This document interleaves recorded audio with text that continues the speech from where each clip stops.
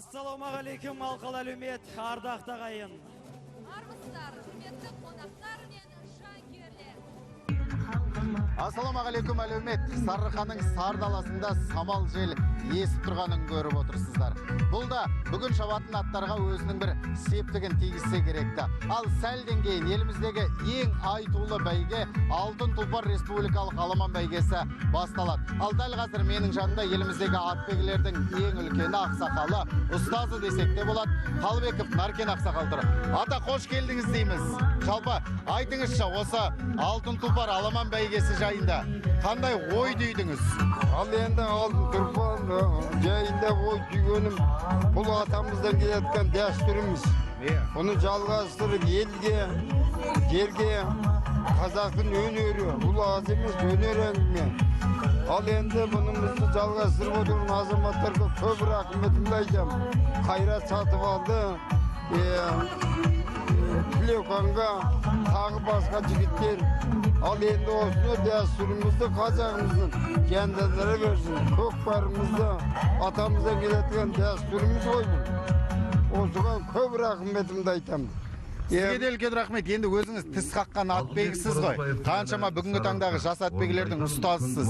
51 шақырым аттарға ауырлық етпей ма негізінен? 51 ауырлық етпейді. Мен өзім 65-тен бастап күні бүгінгі жойын атпен айжаныстым. Жылғы зауыт жасадым. Сонда шаптық. 40 шақырымға да шаптық. 42 шақырымға да шаптық. Ал енді мынау ауырлық етпейді. Бұған жақсы қарау керек. Қазір бұрынғы біз бұзап қарамайды. Көбісі көп ұйықтап, көп ақша тапқысы келеді. Қимылдаған адамның ернін жібімейді, атамыз айтқан. Атқа жұмыс жасау керек. Жұмыс жасаса жылқы ақтайды. Ол үшін затегіміздік жұмыс керек. Жақсылығын алып, өз ұлтымызбен бұлдандастыру керек. Елімізге, жерімізге үйрету керек. Ел жерге жүрмей сырттан алып кеп, көп ақшаны беріп, босқа өттіріп жатыр. Ақшаның бәрі далаға кетіп жатыр. Ол болмайтын әңгіме. Мені көңіліме сыймайды. Мен мына бәлен жылдан бері, 65-тен бері бастап күні бүгінгі шейін. 61 болды, жыл болмаса да 51 жыл. Осымен айланысып келетірмін. Енді опытта, практикада бәрі жетеді. Сонымен кейінгі жастарға айтарым, көп ұйықтамай, аз ұйықтау керек, жұмыс көбірек жасау керек. Мінекей айланыспызда біздің қыздарымыз шаңғы көтеріп жатыр, атасында болмаған күресіп жатыр, барлық әбейлер алып жатыр, жастарымызда. Сол үшін талап керек, еңбек керек. Сол айтқым келеді. Дұрыс айтасыз. Енді Наркен ақсақал, ауыз дуалы ақсақалсыз ғой. Сондықтан бүгін шабатын аттарға, атбегілерге дейтін қандай тілегіңіз бар? Ал енді бүгінгі атбегі тілегім,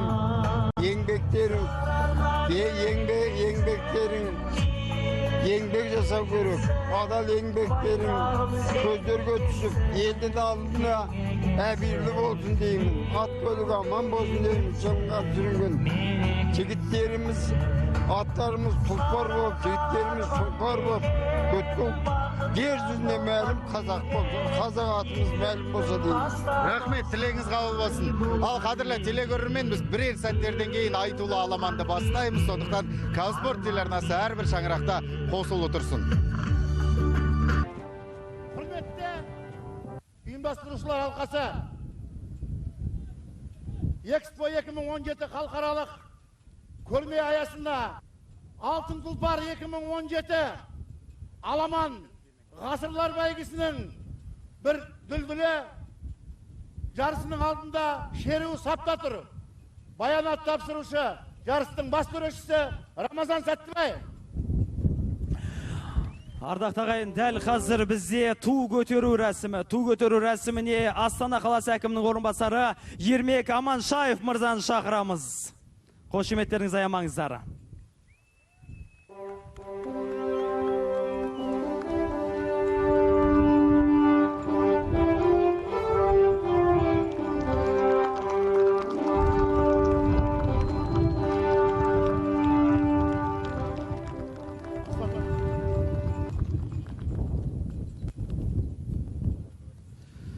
Қазақстан Республикасының мемлекеттік әнұраны.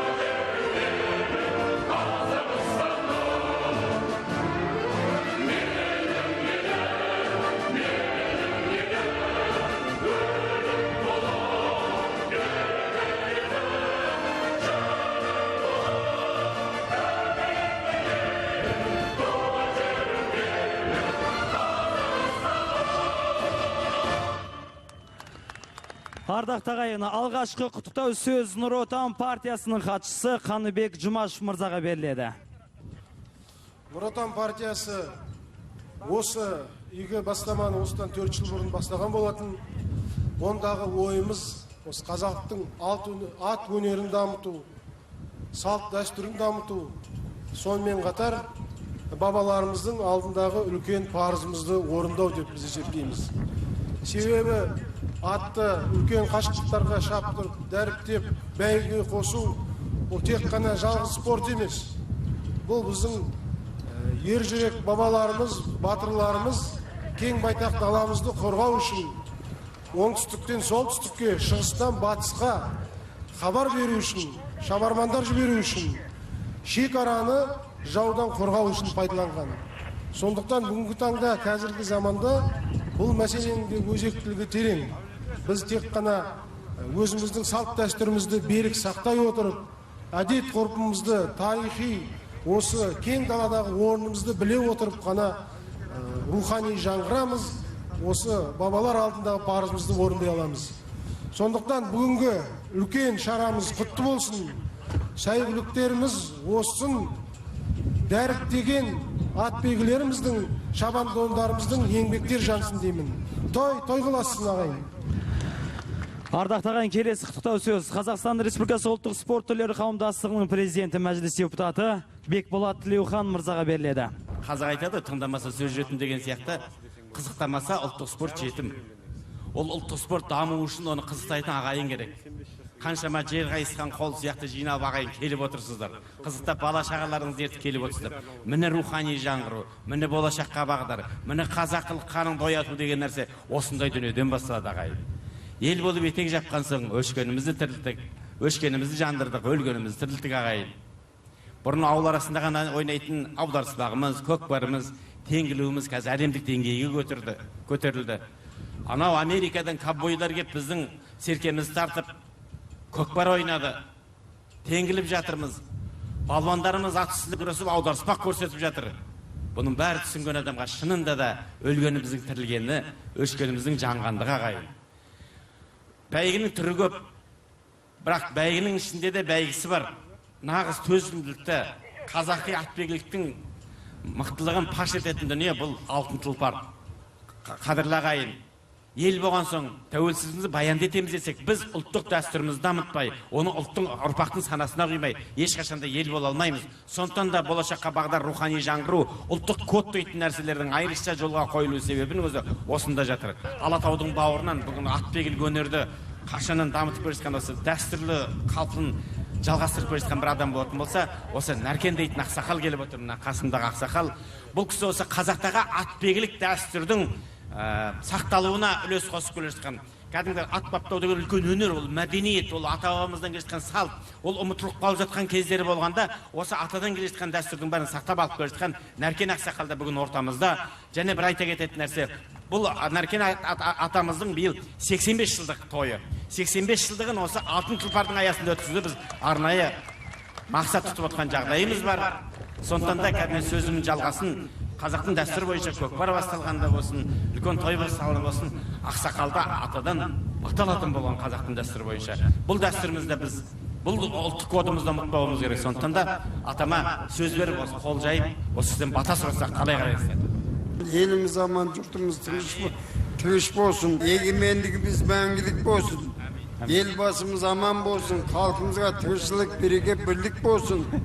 Көктігіміз аспандай берсін.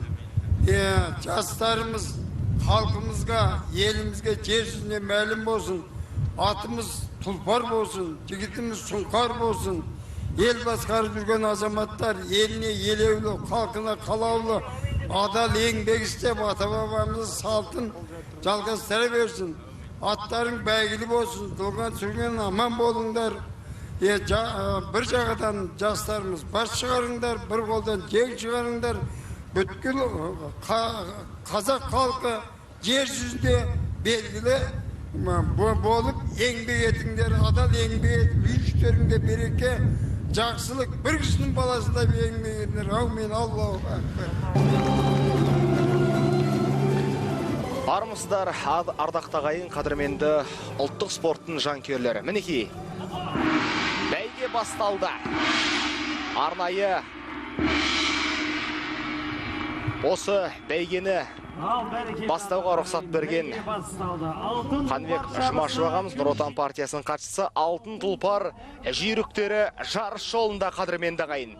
50-ге жуық тұлпар бүгін алтын тұлпар аламан бәйгесінде өз өнерлерін ортаға салмақ. Олардың арасында талай жарыстарда топ жарған сәйгүліктердің де бар екендігін көріп отырмыз. Мінекей қазір 20-шы нөмірдегі торы тұлпардың жүйткіп бірден топ бастағандығына куә болып отырмыз. Бұл Жезкиік, Оңтүстік Қазақстан облысы. Әділхан Нүриев шабандоз мінекей шауып бара жатқандығына куә болып отырмыз. Ғани Ахметбаевтың сәйгүлігі. Артынша мінекей 50 тұлпарды біз жарыс жолында көріп отырмыз. Нағыз сәйгүліктер, мықты бүгінгі жарысқа тас түйін дайындықпен келген жүйріктер бұлар. Арасында 2015 жылы осы алтын тұлпар аламан бәйгесінде топ жарған Самал атты сәйгүліктің бар екендігін айта кетуіміз керек. Енді қадірменді ағайын, алтын тұлпар аламан бәйгесінің шақырымын өздеріңіз білесіздер. 51 шақырым, аттар енді бар күшін сарқып алмау керек. Осы 51 шақырымды барынша күштерін сақтап шапқаны абзал болады. Мінекей қазір өздеріңіз көріңіздер, әр айналым 8 шақырым, бірінші айналым ғана 11 шақырым болады. Қалған айналымдардың барлығы 8 шақырымнан болады, 6 айналым болады. Сонда барлығын қосқан кезімізде 51 шақырым шығады. Дәл қазір өздеріңіз куә болғандай, алғашқы айналымға шабандоздар, сәйгүліктер бастап шауып шықты. Енді сөз басында атап өткендей, бұл бәйге еліміздегі ең әрі бәйгелердің бірі. Яғни, ұлттық спорт түрлері қауымдастығы ұйымдастырған бәсекеде біз сөз басында атап өттік. Нағыз дүлдүлдер, мықтылар ғана осы жарыс жолына шығады. Себебі еліміздегі ең әрі бәйге болғандықтан Қазақстанның түкпір-түкпірінен нағыз мықтылар ғана осы жарыс жолына шығатындығын тағы бір мәрте қайталап айта кеткеніміз жөн болады. Сонымен қатар, бүгінгі бәсекеде кімдер өнер көрсетуде? Қандай аттар осы жарыс жолына шықты? Мінекей қалың жанкүйердің ыстық ықыласына да куә болып отырсыздар. Осы алтын тұлпар аламан бәйгесіне қатысып келіп көруге ниет танытқан халықтың қарасы өте көп. Әсіресе оңтүстіктен, Маңғыстаудан, барлық жақтан арнайы осы алтын тұлпарға келіп отыр. Қадірменді ағайын, мінекей қазір өздеріңіз куә болдыңыздар. Алғашқы сөреден шыққан тұлпарлар мінекей келесі бекетке келіп аттарының қандай деңгейде шауып жатқандығына куә болып отырмыз. Бұл жерде енді Жезкиіктің біз топ бастап келе жатқандығын сөз басында атап өткен едік. Мінекей жеке дара алдыға шығып үлгерді. Бұл да енді аттың күшін, мықтылығын көрсетсе керек. Енді 51 шақырымда зетпе аттардың шаба алмайтындығын да біз айта кеткеніміз жөн. Себебі аттар қатты қарқынмен кетсе, енді 6 айналым бойы күшін сақтау бұл оңайға соқпайды. Сол себепті өте бір ждақаттылықты, мықтылықты талап ететін бәйге болғандықтан бұл жерде шабандоздың да шеберлігі ерекше болуы шарт. Қадірменді ағайын, бүгінгі бәсекеде еліміздің ең үздік сәйгүліктері шығып отыр. Атап өтейік. Атырау облысынан Нарын атты сәйгүлік 2-ші нөмірде өнер көрсетуде. Бұл енді қазақы тұлпар торы 6 жастағы Өнербай Жамбалаев ағамыздың сәйгүлігі. 3-ші нөмірде Біржан Жарылқасын атты шабандоз Оңтүстік Қазақстан облысында Көкқоянмен Серік Бейсенбайдың сәйгүлігі. 4-ші нөмірде Нұрболат Айдарұлы Оңтүстік Қазақстан облысынан Шыңғысқан атты сәйгүлікпен жарыс жолында. Жеңіс Тоғзақбаевтың сәйгүлігі. 5-ші нөмірде Бағлан Есенбек Қызылорда облысынан Қарашық Пернебай Күзенбайдың тұлпары. 6-ші нөмірдегі шабандоз Иманбай Айдын Алматы облысы Гүлсары Жаппай Бегайдар. Мінекей, қазір аттарын алды. Жезкиік жеке дара келе жатыр, артынан топтасып шауып келе жатыр. Енді алғашқы айналымда өздеріңіз куә болып отырғандай 3 топқа бөлініп шауып келе жатқандығын көріп отырмыз. Енді ұзын сонар ұзақ бөлініп шабуда аттар. Енді бұл да тактика. Мінекей өздеріңіз көріп отырсыздар, аттардың алғашқы айналымдағы жағдайы осындай. 7-ші нөмірде Еркеғали Байділдаев, оңтүстік Қазақстан облысы Жебе атты сәйгүлікпен Жеңіс Тоғызақбаевтың сәйгүлігі. 8-ші нөмірде Ислам Сағымбек, Астана қаласынан Түйме атты тұлпар Аманжол Қасеновтың сәйгүлігі. 9-ші нөмірде Мирас Әсетұлы, Қарағанды облысы Алтын атты сәйгүлік Дулат Баешевтің тұлпары. 10-ші нөмірде Абылай Таймасов, Астана қаласы Көкшолақ, Төлегенов, Нұралының тұлпары. Қадірменді ағайын, қазір мінекей бәйгенің басталғаннан бері қарай уақыты қазір 5 минут 22 секунд өтті. Сөреден басталған уақытты біз есепке алып отырмыз. Алғашқы айналым 50-ге жуық тұлпар жарыс жолында. Енді байқап әрбір секунд сайын, әрбір минут сайын сіздерге аттардың деңгейін атап қадағалап айтып отыратын боламыз. Әзірге мінекей жарыс жолындағы тұлпарлардың жағдайына куә болып отырсыздар. Енді алғашқы топтың өздеріңіз көргендей топ-топпен бөлініп шауып жатыр. Енді сөз басында біз атап өттік, бүгінгі жарыстың бас төрешісі де Рамазан Ғайноллаұлының бір пікіріне құлақ асатын болсақ, алғашқы 1-ші айналым, 2-ші айналым, 3-ші айналымға, 4-ші айналымға айтын осылай аттар созылып шаба беруі мүмкін. Тек қана соңғы 2 айналым қалған кезінде нағыз мықтылар топтаса бастайды. Бәлкім сондай жағдай болып қалатын шығар. Көреміз, алда уақыт бар. Әзірге біз 1-ші айналымның жағдайына куә болып отырмыз, қадірменді ағайын. Ары қарай тұлпарларды таныстыра өтейік. 11-ші нөмірде Аманқұл Махамбет, Қарағанды облысынан Байторы Тілеубаев Қазалидің сәйгүлігі. 12-ші нөмірде Ерғалиев Рауан атты шабандоз, Қарағанды облысы Айсұлу атты сәйгүлік Дархан Шәріптің тұлпары. 13-ші нөмірде Қазкен Дінмұхамед, Қарағанды облысы Шет ауданында алтын тұлпар деген сәйгүлік Ғалымжан Бекетовтың сәйгүлігі. Қадірменді ағайын, сіздерге айта кетейін, жалпы бүгінгі бәсекеде 3 бірдей алтын тұлпар есімді сәйгүлік жарыс жолында өнер көрсетуде. Енді бұл алтын тұлпар аламан бәйгесінің биыл 4-ші рет ұйымдастырылуы, және де тұлпарлардың да жыл сайын осы ат иелерінде алтын тұлпар деп атауын өзінде де үлкен мән жатыр. Енді ерекше құрмет, осы бәйгенің деңгейіне қарай осындай атаулардың беріліп жатқандығы бізді қатты қуантады. 14-ші нөмірде Сағынаев Альберт, Шығыс Қазақстан облысының шабандозы, Ақтана атты сәйгүлікпен Дархан Енсебаев ат үстінде. 15-ші нөмірде Нияз Бекетаев, Қарағанды облысы алтын тұлпар. Мінекей екінші алтын тұлпарымыз Ердос Науанов, қадірменді ағайын.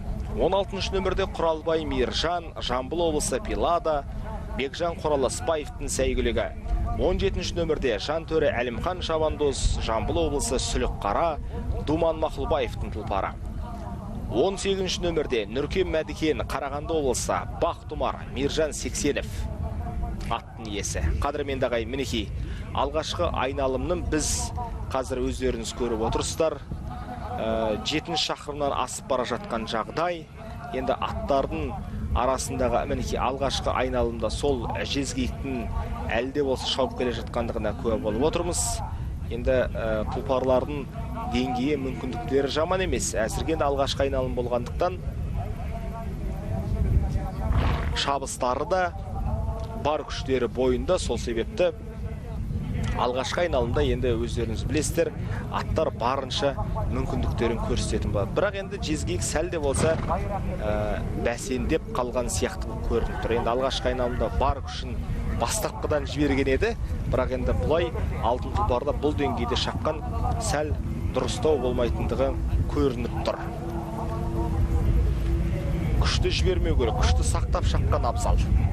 Ал қадірменді ағайын, алғашқы айналымды аяқталуына мінекей санаулы шақырымдар қалды. 22-ші нөмірде қазір өздеріңіз көріп отырсыздар. Сейтқазы Ақбар атты шабандоз, Жамбыл облысы Рим атты тұлпары қазір топ басына шықты. Мұрат Өсербаевтың сәйгүлігі. Онымен қатарлас шауып келе жатқан өздеріңіз куә болып отырсыздар. 36-ші нөмірдегі сәйгүлік. 38-ші нөмірдегі мінекей тұлпардың да деңгейі өте жоғары. Аян Әділбектің сәйгүлігі. 36-ші нөмірдегі Ерқұт Тұрсынәлі атты шабандоз, Шығыс Қазақстан облысы Ақсуат ауданы, Тарбағатай, Қамалхан, Ерасылдың сәйгүлігі. Бірінші айналымның ең шауып жоғары деңгейде әрбір айналымда дұрыс көрсетіп келе жатқан аттардың барлығын сіздердің назарларыңызға ұсынып жатырмыз. Бірінші айналымның қазір аяқталуына санаулы шақырымдардың қалғандығын атап өттік, бірақ аттардың барлығы біркелкі шауып келе жатыр. Қадірменді ағайын, шабандоздарды таныстыруды жалғастырамыз. 19 нөмірде Байдарбек Рауан, оңтүстік Қазақстан облысы Құлагер атты сәйгүлігімен жарыс жолында Ғани Ахметбаевтың тұлпары. 20 нөмірде Нұриев Әділхан, оңтүстік Қазақстан облысы Жезгиек Ахметбаев Ғанидың сәйгүлігі. 21 нөмірде Жорабек Оразалы, Жамбыл облысы Бақторы Мұрат Өсербаевтың тұлпары. Мұрат Өсербаев бүгінгі бәсекеде 4 бірдей сәйгүлігін жарыс жолына шығарыпты. Сонымен қатар 22 нөмірде Сейтқазақ бар, Жамбыл облысы Рим атты сәйгүлік Мұрат Өсербаев, 23 нөмірде Қайыржан Бекболат есімді шабандоз Қарағанды облысы Космос атты сәйгүлікпен жарыс жолында. Мұхашев Амангелді аттың иесі. Сонымен қатар 24 нөмірде Шыңғысбек Тұрсынбек, Шығыс Қазақстан облысы Нұрғасқа, Жанболат Молдақыловтың тұлпары. 25 нөмірде Аян Аманжол, Астана қаласы алтын тұлпар. Арман Төлеуовтың сәйгүлігі. 26 нөмірде Диас Серғазиев, Астана қаласы тұлпар. Арман Төлеуовте бүгінгі бәсекеде 2-1 сәйгүлігін жарыс жолына шығарыпты. Мінекей қазір 25 нөмірдегі сәйгүлік осы Аманжол Аянның астындағы тұлпар. Сонымен қатар 35 нөмірдегі сәйгүліктінде біз жеке дара шығып келе жатқандығына куә болып отырмыз. Енді 20 әрбір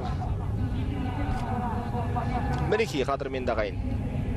35 нөмірдегі сәйгүлік бұл Әмір Темір Иман, Астана қаласы Мақсат Түкеновтың сәйгүлігі. Бірінші айналымды осылайша біздің тұлпарларымыз шауып өтіп, бастапқы тобы шауып өтті.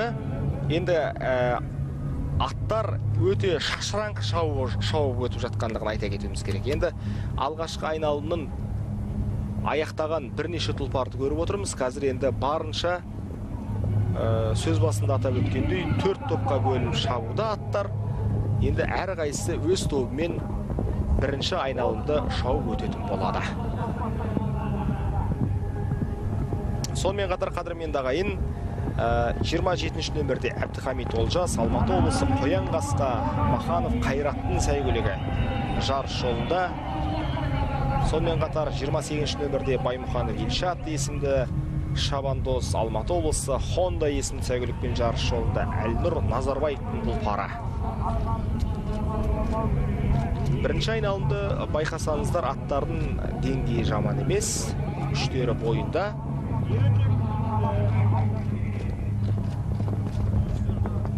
Шаршап тұрған атты көріп тұрған жоқпыз.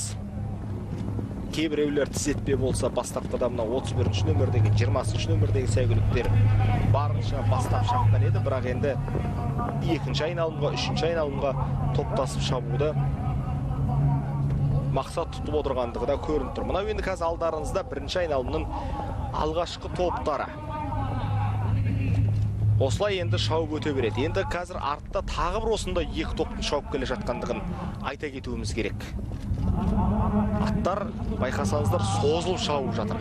Енді қазір осы жарыстың бас төреші Рамазан Ғайноллаұлы айтқандай, аттар шабандоздарда барлық дүниені, барлық әрекеттерді есепке алатын болады. Сол себепті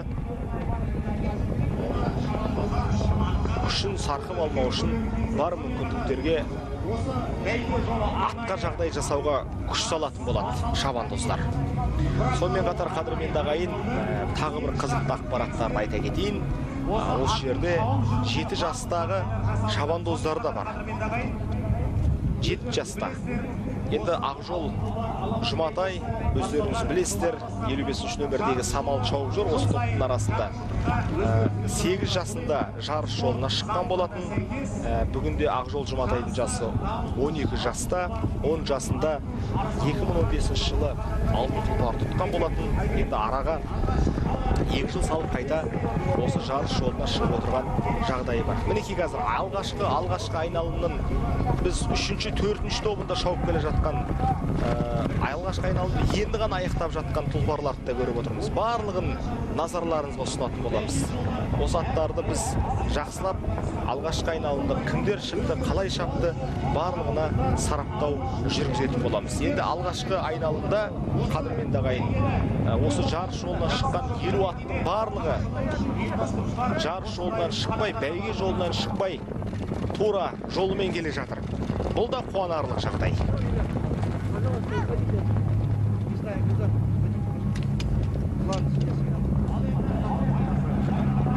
Сонымен қатар қадірменді ағайын, 29-ші нөмірде Қожақов әкім Алматы облысы Ақбақай Досжанов Рүстемнің де сәйгүлігі жарыс жолында. Ал мінекей алғашқы айналымның соңғы тобы. Бұл топтан біз нағыз үздіктерді, мықтыларды көріп отырмыз. Алғашқы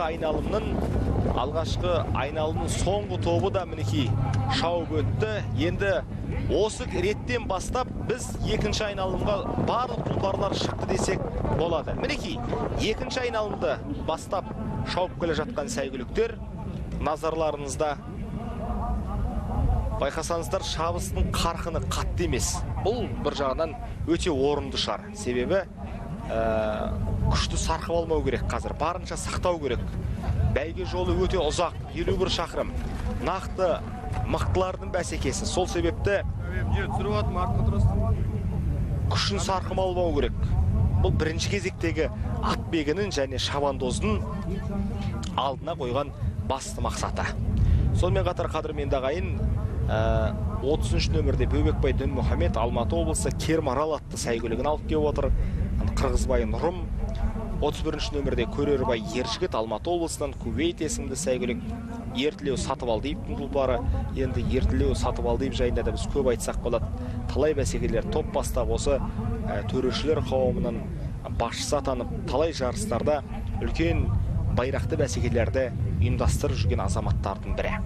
Сонымен қатар қадірменді ағайын, Арнай Абсентов Жезгиік атты сәйгүлік, Талғат Тұрсыпаевтың тұлпары, Дәулет Әбікеев есімді шабандоз, 33-ші нөмірде Қаратпен шығып отыр Саят Нұрғалиевтің тұлпары, 34-ші нөмірде Аян Әділбек Астана қаласы Айторы Берік Оразалиевтің сәйгүлігі, 35-ші нөмірде Әмір Темір Иман Астана қаласы Ақжайдақ Түкенов Мақсаттың сәйгүлігі, 36-ші нөмірде Ерқұт Тұрсынәлі Шығыс Қазақстан облысы Ақсуат ауданы Тарбағатай есімді тұлпарымен Қамалхан Ерасылдың сәйгүлігі, 37-ші нөмірде Тілеуберлі Мирас есімді сәйгүлігі Қарағанды облысы Нұрғасқа Қанат Оспановтың сәйгүлігі. Сонымен қатар қадірменді ағайын, 38-ші нөмірде Тұрсын Манарбек Қарағанды облысы Генерал атты сәйгүлік. Қадірменді ағайын, 38-ші нөмірдегі Тұрсын Манарбектің сәйгүлігі. Сонымен қатар 55-ші нөмірде Ақжол Жұматай Самал Есбол Жаппасовтың сәйгүлігі. Мінекей, екінші айналымның алғашқы тобы назарларыңызда. Аттардың қарқыны жаман емес, біркелкі. Сонымен қатар бүгінгі бәсекеде қадірменді ағайын, біз ерекше тағы бір айта кетерлік жайт, Наркен Қалыбеков есімді талай дүлдүл тұлпарларды дайындап, талай жарыстарда аттың деңгейін жоғары біліп, атбегілік өнерді сонау 80-ші жылдардан бастап, оны алдыңғы жылдарында да керемет үлкен 50 жылдық тәжірибесі бар ат бапкері. Бұл енді бұл кісінің өнері, бұл кісінің тәжірибесі бүгінде жетісу өнерінде жалпы елімізде кең қанат жайған ұлттық спорт түрлері қауымдастығының президенті Бекболат Қанайұлы Нәркен Ақсақалдың осы еңбегі, осы қазақ атбегілеріне, қазақ атбегілік мектебінің дамуына қосқан үлесі орасан зор екендігін жақсы атап өтті. Және де осы жетісу жерінде, жалпы қазақ даласында үлкен атбегілік мектептің қалыптасуына бірден бір үлес қосқан осы Наркен Қалыбеков Ақсақал. Бүгінде онда осы азамат Алтын тұлпар аламан бәйгесінде құрметті қонақ ретінде қатысып отыр. Және де ұлттық спорт түрлері қауымдастығының құрметті президенті Қайрат Сатыбалдыұлы арнайы сый құрмет көрсетіп, осы Нәркен Қалыбеков ақсақалдың 85 жылдығына арнайы құттықтау хатында жеткізген болады. Мінекей қадірменді ағайын, өздеріңіз куә болғанда екінші айналымның топтасып, топ-тобымен ұзын 4-5 топқа бөлініп шауып келе жатқан аттардың көрінісіне куә болып отырмыз. Жалпы Алтын тұлпар аламан бәйгесінде байқасаңыздар, мінекей 8-ші нөмірдегі ат Астана қаласының сәйгүлігі Сағынбек Исламның сәйгүлігі мінекей жарыс жолынан шығып үлгерді. Төрешілер бұл сәттердің барлығын жақсы бақылайтын болады. Және де екінші айналымда қазір қадірменді ағайын 40-қа жуық ат шауып жүргендігін біз айта кетуіміз керек. Жарыс жолынан мінекей шығып үлгеріп жатыр. Алғашқы аттар шығып үлгеріп жатыр. Себебі бәйге жолы аттар үшін өте ауыр. Енді бір айналым 8 шақырым. Енді бірінші айналымды өздеріңіз көрдіңіздер, 11 шақырымнан басталды. Екінші айналым мінекей 8 шақырым. Сол себепті аттарға жеңіл соғып жатқан жоқ. Сол себепті екінші, үшінші, төртінші айналымға шабатын аттар да барынша күштерін сақтағаны абзал болып табылады.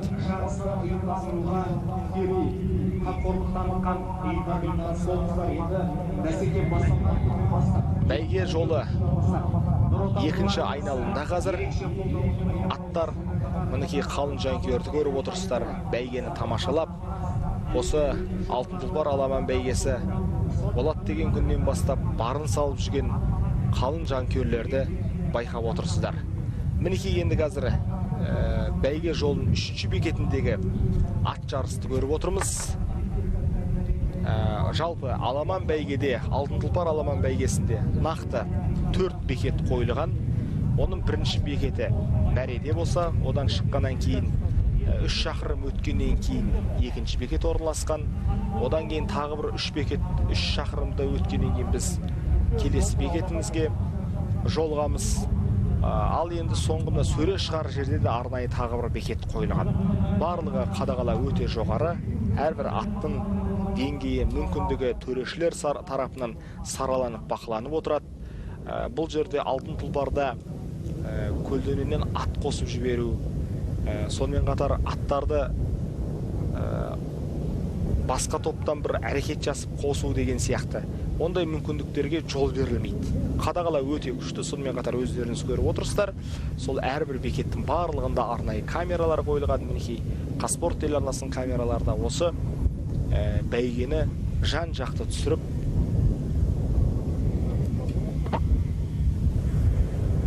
нақты көрерменнің назарына ұсынуда. Сол себепті бұл жерде қадағалау өте жоғары. Сонымен қатар қадірменді ағайын, осы жарыста 22 төрешінің жұмыс дегендігін біз айта кетуіміз керек. Ал міне екінші айналымның алдыңғы тобында келе жатқан қос бірдей сәйгүлікті көріп отырсыздар. Қарагер тұлпар және де 12-ші нөмірдегі. Енді осы екінші айналымның тобын бастап келе жатқан бұл Рауан Ерғалиев есімді шабандоз, Қарағанды облысы Шет ауданының сәйгүлігі. Айсұлу есімді тұлпар Байтал Шәрифов Дарханның сәйгүлігі. 12-ші нөмірдегі мінекей жирен тұлпарды көріп отырмыз. Күрен деп атасақ та болады. Және де оның артында келе жатқан қадірменді ағайын 35-ші нөмірдегі тұлпар енді бәсекенің бірінші минутынан тамаша өнерімен көзге түскен Әмір Темір Иман есімді сәйгүлік. Астана қаласы Ақжайдақ есімді тұлпар Қарагер арғымақ ағылшын аралас қол туыматтар. Мақсат Түкеновтың сәйгүлігі. Мінекей енді осы 12-ші нөмірдегі және 35-ші нөмірдегі тұлпар қос бірдей арғымақ екінші айналымның тобын бастап келе жатқандығына куә болып отырмыз. Сонымен қатар осы енді екінші айналымның тағы бір көш бастап келе жатқан екінші тобында келе жатқан сәйгүлік. Бұл өздеріңіз куә болып отырсыздар. Қазір міне шабандоз аттың басына ие боламай келе жатқандығына да куә болып отырмыз. Күшін тартып барынша тоқтатып келе жатса да онда да күш салып келе жатыр. Бұл енді 3-ші нөмірдегі Біржан Жарылқасын Көкқоян атты сәйгүлік. Оңтүстік Қазақстан облысы Бейсенбай Серіктің сәйгүлігі. Сонымен қатар 36-ші нөмірдегі мына бір сәйгүлікке де назар салыңыздар. Күрен тұлпар. Бұл да осы екінші айналымның алғашқы тобында өнер көрсетіп келе жатқан Шығыс Қазақстан облысы Ақсуат ауданы Ерқұт Тұрсынәлінің тұлпары Камалхан Ерасылдың сәйгүлігі. Камалхан Бәрліханұлы Ерқұт Тұрсынәлі бұл шабандозы. Ал енді осы топтың тағы да екінші айналымның үшінші тобында топ бастап келе жатқан 34-ші нөмірдегі, 38-ші нөмірдегі сәйгүліктерді көріп отырмыз. 34-ші нөмірдегі Аян Әділбек, Астана қаласының сәйгүлігі, Айторы Аян шабандозы 38-ші нөмірде. Қадірменді ағайын, өздеріңіз білесіздер. Тұрсын Манарбек шабандоз, Қарағанды облысы, Тұрсын Талғатұлының тұлпары. Мінекей, осындай аттар екінші айналымның топ басында шауып келе жатыр. Енді екінші айналымның үшінші тобы, кешірім өтінем, төртінші тобы, мінекей, ұзын сонар, үлкен осындай бір тамаша көріністі біз назарларыңызға ұсынып отырмыз. Көл жағалап шауып келе жатқан тұлпарлар, бұл енді екінші айналымның төртінші тобы. Осы төртінші топтың арасынан шіркін бүгінгі алтын тұлпар аламан бәйгесінің сәйгүлігі шығар ма екен? Кім білсін? Бірақ дегенмен де біз барлық сәйгүлікке, барлық тұлпарға жанкүйерлік етеміз, себебі бүгінгі бәсекеде қазақтың жерінде туған қолтума аттардың шауып жатқандығы өзінше бір қуантады ғой шіркін. Осы алтын тұлпар аламан бәйгесі алғаш ұйымдастырылған кезде 2014 жылы бірінші 40 шақырымға шаққан болатын. Ол кезде енді Нұр Отан партиясының 5 жылдық мерекесіне арнайы ұйымдастырылды. 40 шақырымды шабандоздар бір ғана айналымда шауып өткен болатын. Сол тұста қалың жанкүйердің, көрерменнің, атбегілердің тарапынан ұлттық спорт түрлері қауымдастығына арнайы ұсыныс түсіп, осы бәйге жолын 51 шақырымға ұзарту керектігі айтылған болатын. Сол кезде арнайы комиссия тобы, жұмыс тобы құрылып, 51 шақырым 2015 жылы қадірменді ағайын қазақ хандығының 550 жылдығына арнайы ұйымдастырылды. Одан кейінгі 2016 жылы осы алтын тұлпар аламан бәйгесі тәуелсіздігіміздің 25 жылдығына арнайы ұйымдастырылды. Яғни бұл да 51 шақырымға шапты. Енді жыл сайын бұл бәйгенің деңгейі әрбір күндері осындай елім үшін маңызды даталарға ұйымдастырылуын өзі үлкен құрметке лайықты деп білеміз. Ал енді биылғы алтын тұлпар аламан бәйгесі Экспо 2017 халықаралық көрмесіне арнайы ұйымдастырылып отыр. Мінекей, қадірменді ағайын, екінші айналымның басын, көшін бастап келе жатқан 3 сәйгүлікті көріп отырсыздар. Бұлардың қай-қайсысы болса да өте лайықты. Мінекей, екінші айналымды қадірменді ағайын, екінші айналым 8 шақырым болатын. Жалпы 28 минут өтті. Артта 19 шақырым қалды. 19 шақырымды біздің сәйгүліктеріміз 28 минутта шауып өтті. Алдыңғы топ.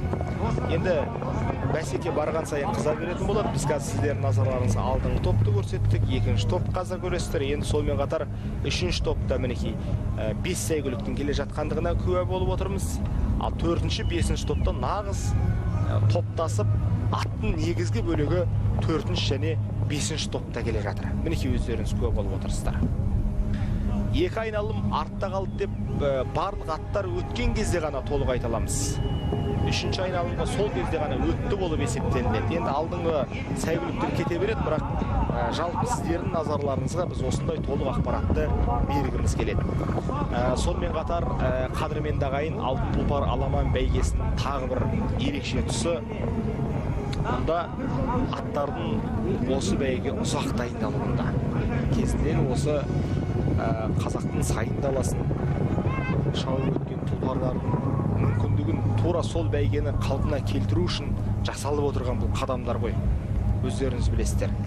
Осы істің басына жақсы азаматтардың келіп орнығып, осы бәйгенің қарқын дамуына үлес қосып жатқан ұйымдарды, жалпы азаматтарды атап өтуіміз керек.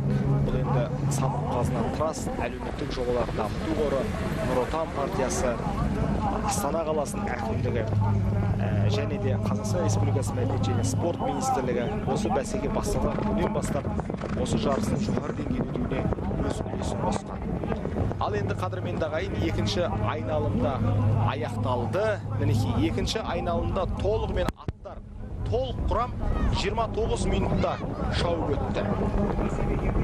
19 шақырым артта қалды. Енді алда 4 айналым бар.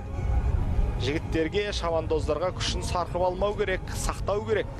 Әлі алда 4 айналым бар. Өздеріңіз көрдіңіздер. Мінекей, 3-ші айналым осы жерден нағыз толық басылғандығын біз айтуымыз керек. Барлық аттар 2-ші айналымды толық шауып өтті. Мінекей, енді 3-ші айналымның алғашқы легі көрініп отыр. Алғашқы легі мінекей тұлпарлардың бастап шауып келе жатқан сол біздегі 20-шы нөмірдегі Жезкиік, Оңтүстік Қазақстан облысының тұлпары, Әділхан Нұриевтің тұлпары, кешірметін Әділхан Нұриев шабандозы Ғани Ахметбаевтың сәйгүлігі. Сонымен қатар осы топтың қатарында тағы да 12-ші нөмірдегі, 36-ші нөмірдегі, 35-ші нөмірдегі сәйгүліктер келе жатыр. Енді 35-ші нөмірдегі тұлпар Әмір Темір есімді шабандоз Ақжайдақ Астана қаласынан Мақсат Түкеновтың тұлпары. Бұл сәйгүлікте өте жоғары нәтиже көрсетуде. Барынша қарқын қосып, бәйгенің басынан бастапқы жолында жүргісі келетіндігін бізге көрсетті. Енді өздеріңіз білесіздер, бәйге жолы ұзақ болғандықтан көбіне тұлпарлар, аттар күшін сақтап шабуға әрекет қылады. Енді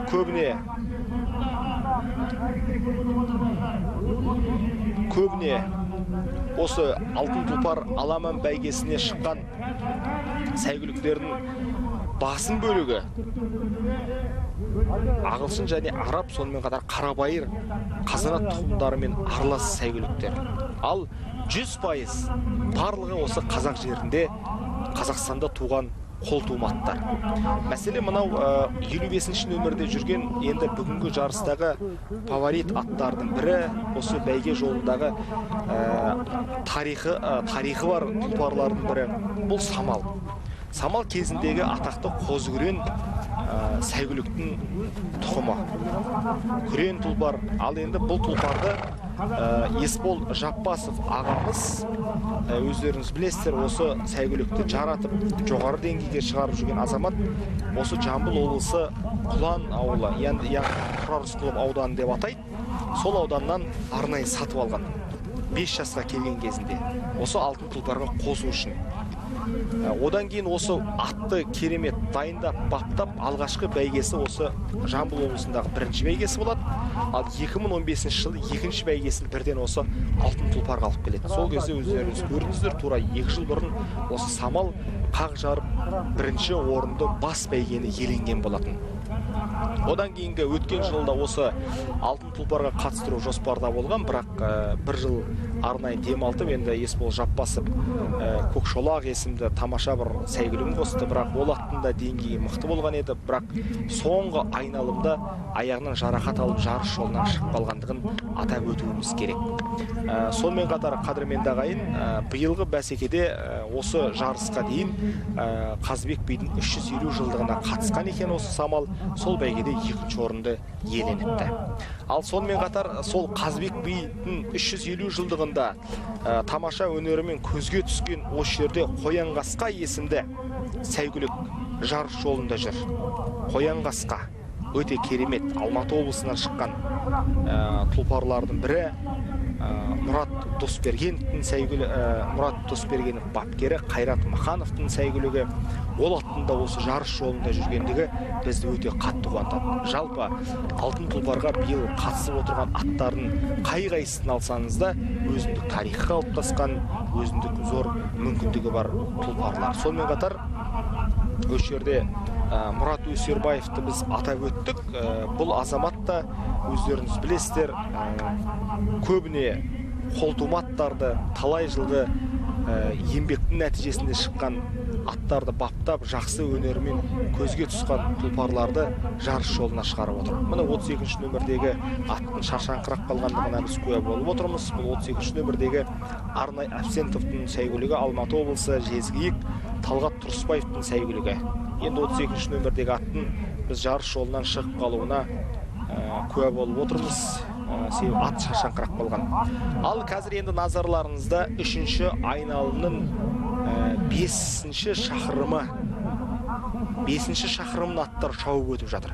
Мінекей мынау үлкен екі қапталды көріп отырмыз. Бұл енді негізгі аттың мүмкіндігін байқататын, аттың күшін нағыз осы жерде байқауға болатындығын біз көріп отырмыз. Себебі өте ұзақ жарыс жолының бір үлкен бұрылысы. Осы жерде енді аттар тамаша өнерімен көзге түсу керек. 1 топ, 2 топ, 3 топ, 4 топқа бөлініп аттар шабуда. Енді осы 4 топтың арасынан біз нағыз мықтыны анықтайтын боламыз, қадірменді ағайын. Енді 5 топта, 4 топта оңай емес. Әрбір атқа, әрбір шабандозға қойылған тапсырма өте жоғары деңгейде. Сол себепті біз үлкен сеніммен қараймыз. Қандай ат болса да, қандай сәйгүлік болса да, шабандоздарға да ерекше құрметпен қараймыз әрқайсысына. Себебі алтын тұлпар аламан бәйгесінің жарыс жолына шығып шабудың өзі өте үлкен мақтаныш. Мына оңтүстік Қазақстан облысында Жеңіс Тоғызақбаев ағамыздың айтатын бір тамаша пікірі бар. Шіркін алтын тұлпарда бәйгелі болмасанда атын қатысып, сол алтын тұлпарға шығып өнер көрсетудің өзі бір мәртебе дейді. Қараңыздар, қандай керемет сөз. Бұл енді бәйгенің деңгейін көрсетіп отыр, қадірменді ағайын. Енді алтын тұлпардың өзіндік тарихы қалыптасты. 4 жыл шабандоздар тура Қабанбай Батыр ауылында осы жерде өнерін көрсетіп жатыр. 51 шақырым ешқандай өзгеріссіз жүлде қорда тура сол қалпында. Бұл да енді еліміздегі аттарға, еліміздегі шабандоздарға өте үлкен бір стимул алып келетіндігі сөзсіз. 3-ші айналымның мінекей 5-ші тобы. Енді әр топқа бөлініп шапқандығына куә болып отырмыз. Осы 4-ші және 5-ші топтан бүгінгі аттардың деңгейі байқалып қалуы әбден мүмкін. Қадірменді ағайын, сіздерге айта кетейік, мына енді әуеден түсіріліп жатқан түсірілімді біз қатты шабандоздарға жақындатпаудың тағы бір жолы бар. Аттар үркіп кетпесін, аттар жарыс жолына шығып кетпесін деген ұстаным да бұл жерде назарға алынған. Ал енді мінекей 3-ші айналымның соңғы 3 шақырымы қалды. Енді 3-ші айналымда қазір мінекей топ бастап келе жатқан сәйгүлікпен қазір таныс боласыздар. Бұл енді қандай сәйгүлік екен қазір шабандоздың нөмірінен байқайтын боламыз. Бұл енді 35-ші нөмірдегі тұлпар. Өздеріңіз көріңіздер. Әмір Темір, Астана қаласы, Ақжайдақ, Мақсат Түкеновтың сәйгүлігі. Тамаша. Топ бастап келе жатыр. Ешкімді жеткізіп келе жатқан жоқ. Аттында қарқынын қатты жіберіп отырған жоқ. Шаңғауып қалып жатқан жағдайы жоқ. Байқасаңыздар, енді аттың мойынғы бөлігі ғана, мойны ғана терлеген, кеудесі, денесінде енді ғана тер шығып келе жатыр. Ал енді мына 29-ші нөмірдегі сәйгүлік, 3-ші нөмірдегі тұлпар, бұл енді 13-ші нөмірдегі. 3-ші айналымның алғашқы тобында бастап келе жатқан сәйгүліктер. Енді 13-ші нөмірде өздеріңіз білесіздер, Қазкен Дінмұхамед Қарағанды облысы алтын тұлпар есімді сәйгүлік. Мінекей алдарыңызда Ғалымжан Бекетовтың тұлпары. 3-ші айналымның тағы да бір алғашқы топтары. 3-ші тобы назарларыңызда.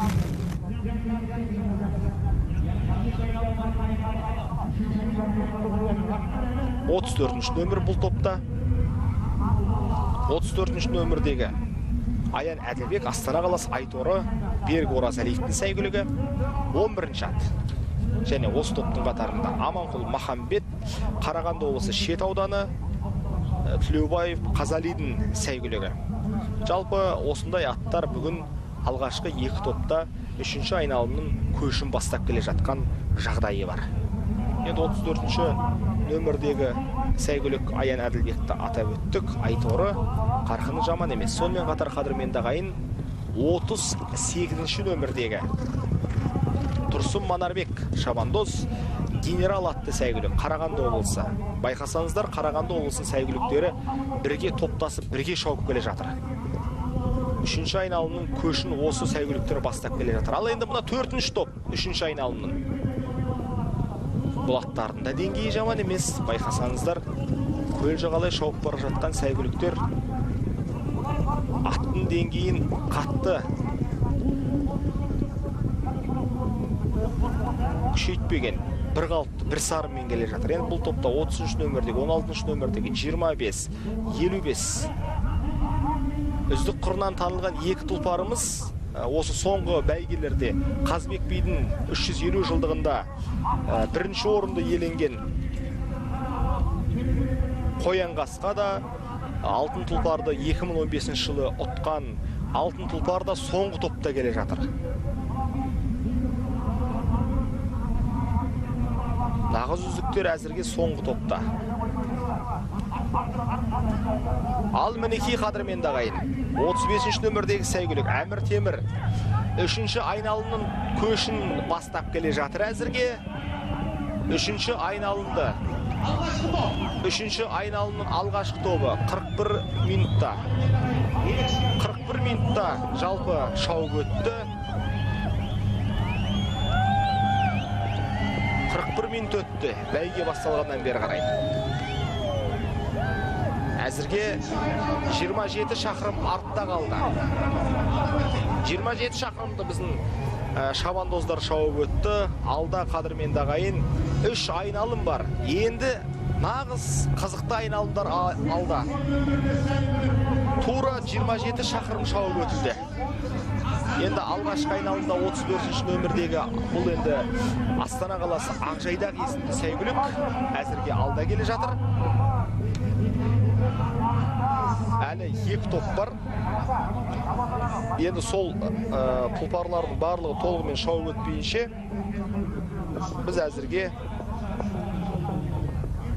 3-ші айналым толық аяқталды деп айта алмаймыз. Барлық аттар шауып өткеннен кейін біз 4-ші айналымға қандай аттардың шыққандығын атап өтетін боламыз.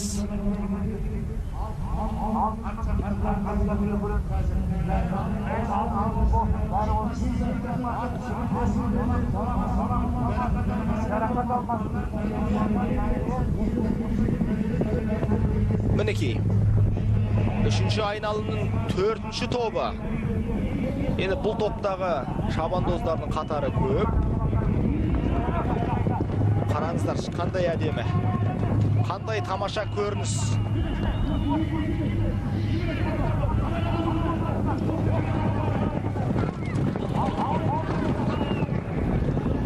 Шіркін аттардың шабысы.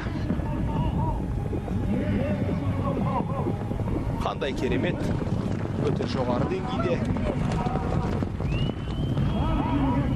3 айналым қалды. Мінекей, ортадағы төреші шабандоздарға 3 айналымның қалғандығын ескертіп айтуда.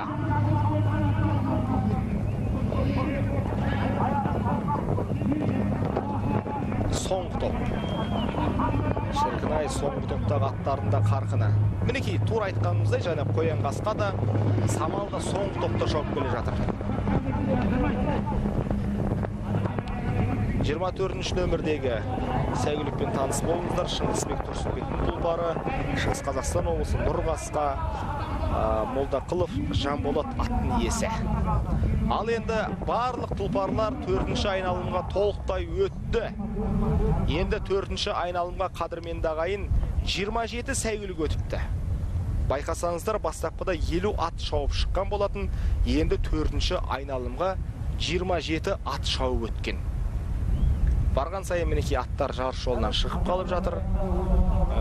Бұл енді жарыс болғаннан кейін бәйгенің заңдылығы. Мінекей қазір тағы да бір тұлпардың жарыс жолынан шығып қалғандығына куә болып отырмыз. Бұл енді түрлі жағдайлар болып тұрады. 20-ші нөмірдегі ат кішкене аяғын сермеп басып қалыпты. 20-ші нөмірдегі атты қадірменді ағайын өздеріңіз білесіздер. Бұл Әділхан Нұриевтің астындағы сәйгүлік, оңтүстік Қазақстан облысы Жезгек атты сәйгүлік. Енді жарыстың жолында бастапқыда 3 шақырымды топ бастап берген еді. Ал енді міне 4-ші айналымның көшін бастап келе жатқан 2 сәйгүлікті көріп отырмыз. Бұл енді 35-ші нөмірдегі тұлпар және 3-ші нөмірдегі сәйгүлік. Жаман емес, әзірге осы 2 ат топ бастап келе жатыр. 4-ші айналымның тобын бастап келе жатыр. Жеке дара келе жатыр әзірге.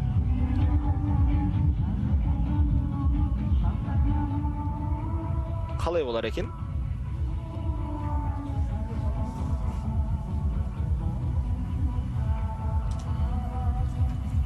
Әзірге осы 3 айналымды жеке дара келген 35-ші нөмірдегі Әмір Темір Иман, Астана қаласы Ақжайдақ. Жалпы бұл тұлпардың тарихына тоқталатын болсақ, 5 жаста Мақсат Түкеновтың сәйгүлігі, Мақсат Түкеновтың өзі атты баптайды. Ал енді мінекей 4-ші айналымның 2-ші тобында 5 ат шауып келе жатыр. Ал 3-ші тобында негізгі топ келе жатыр. Ал 35-ші нөмірдегі мінекей аттың әзірге жеке дара келе жатқандығына біз куә болып отырмыз. Бірақ енді әзірге мұнымен бәйге біткен жоқ. Әлі алда 3 айналым бар, толық 3 айналым бар. Сол 3 айналымда нағыз күшті көрсететін уақыт келеді.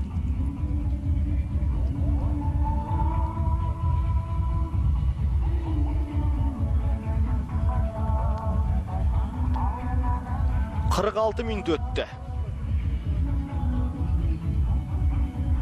2-ші топ, 4-ші айналымдағы 2-ші топ, ал енді 3-ші топ қайта күшейе түсті. Байқадыңыздар ма? 4-ші айналым кезінде мінекей 3-ші топ, кешірім өтінем, 2-ші топ мінекей алдарыңызда 5 ат шауып келе жатыр. Ал енді 3-ші топ күшейе түсті.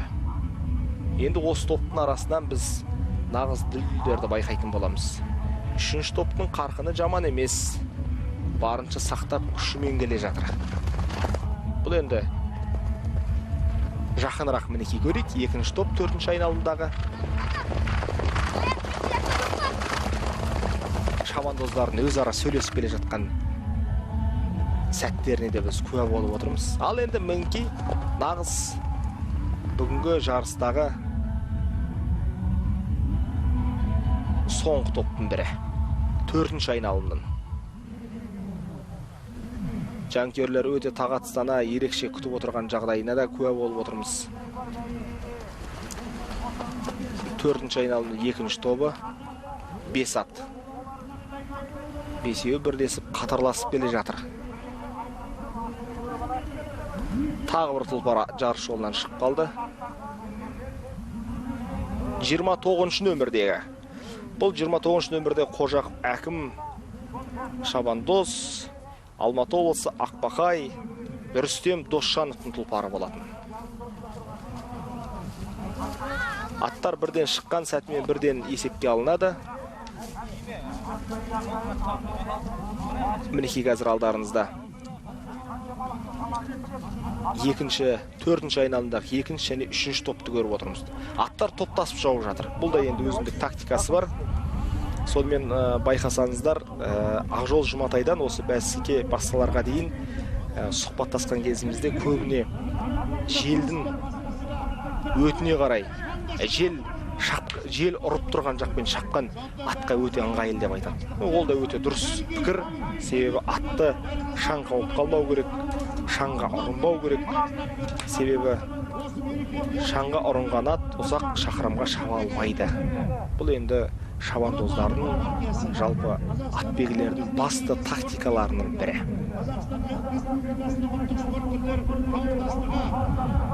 35-ші нөмірдегі ат мінекей 4-ші айналымда да жеке дара келе жатыр. Ешкімге дес беретін түрі жоқ. Өздеріңіз куә болғандай жеке дара өзімен күшін сақтап келе жатыр. Бірақ енді осыншалықты бәйгенің соңына дейін осы қарқыннан байқасаңыздар, 2-ші топ 35-ші нөмірдегі атқа уже жетейін деп қапты, шамалақ қапты. 3-ші топта 2-ші топқа жақындап қалған. Сол себепті 5-ші айналымда біз нағыз фавориттерді байқайтын сияқтымыз. Кімнің бірінші келетіндігі және де қандай үздік құрынан көрінетін аттарының барлығы 5-ші айналымда байқалатын сияқты. Мінекей өздеріңіз куә болып отырсыздар. Негізгі көрініс белгілі. төртінші айналымның сәйгүліктері мінекей көз алдарыңызда. Бірінші топ мінекей, екінші топ оған жетуге жақын қалды, үшінші топ екінші топқа жетуге жақын қалды. Алыстан көрініс, әуеден түсірілген көрсетілімдер барлығы нақты өздеріңізге көрінуде. Шіркін-ай, осы Сарыарқаның сайын даласында осылай атты шапқан қандай бір керемет, тамаша деп айтуыңыз керек. Себебі алтын тұлпар аламан бәйгесінің негізгі идеяларының бірі қазақтың қарабайыр, жалпы қазақтың тұлпарын әлемге атын мәшһүр ету, әлемге таныту, көрсету. Бүгінде осы жұмыс жолында біраз нәтижелерге қол жеткізіп қалдық десек артық айтқандығымыз емес. Алғаш жылы бәйге басталған кезінде осы жарысқа қатысқан аттардың, жалпы атбегілер тарапынан түрлі ұсыныстар, пікірлер болғандығы көпшіліктің есінде. Бірақ енді мінекей жыл санап аттардың деңгейі сұрыпталып шығып жатқандығы, нағыз үздіктердің бұл жарысқа қатысуы алтын тұлпардың жалпы қазақ спортында өзіндік орны бар, өзіндік бір тарихы бар бәйге екендігіне көп жұрттың көзі жетіп отыр.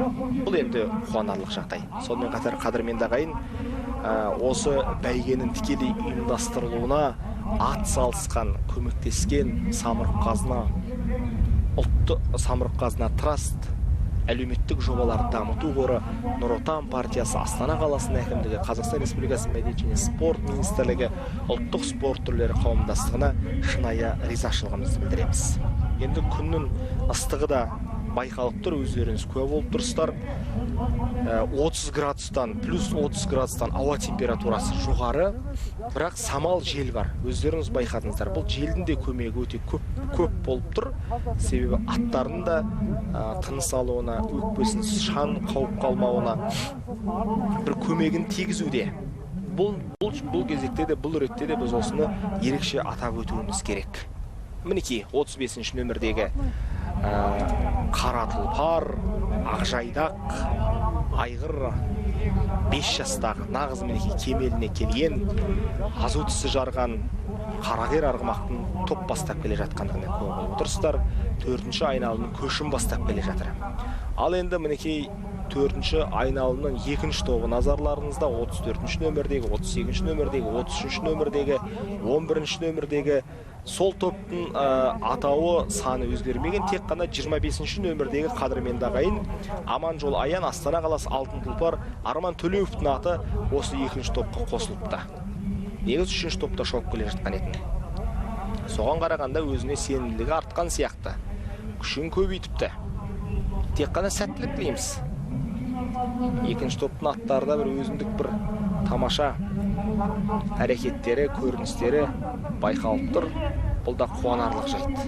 Сонымен қатар 3-ші топта енді қадірменді ағайын мінекей өздеріңіз куә болып отырсыздар. Бұл топтағы енді нағыз жарыстың үздіктері деп атап өткен сәйгүліктеріміз күш сынасуда. Ал енді 17-ші, 24-ші нөмірде, 24-ші нөмірде Шыңғысбек Тұрсынбек, Шығыс Қазақстан облысы Нұрғасқа Жанболат Молдақыловтың сәйгүлігі. Аттарын байқасаңыздар, тура осы жарыс жолының 4-ші айналым кезінде, жалпы қандай айналым болсын, 6-шы, 7-ші шақырымға келген кезде аттар топтасып қалады, қайта созылады. Бұл да енді шабандоздардың, жалпы ат белгілердің өзіндік тактикасы екендігін біз айта кетуіміз керек.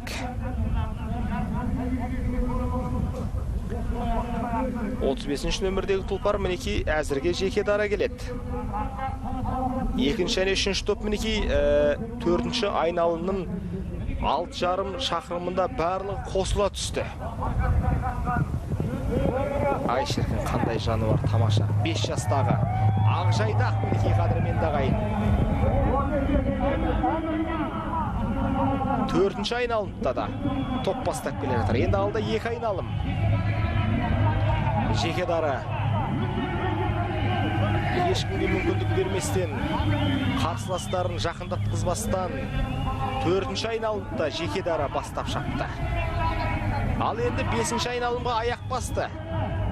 Алда әлі 2 айналым бар. 35 шақырым артта қалды. Бұл енді 35-ші нөмірдегі сәйгүлік үшін.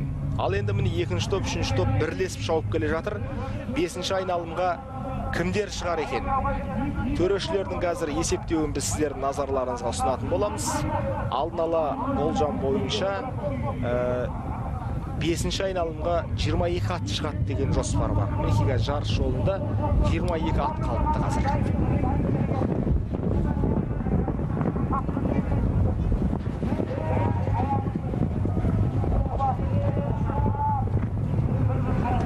Қалай болар екен? 4-ші айналымда мінекей 2-ші топты, 3-ші топты аяқтап келеді. Ай шіркін-ай, аттың көрінісі, аттың шабысы қандай әдемі.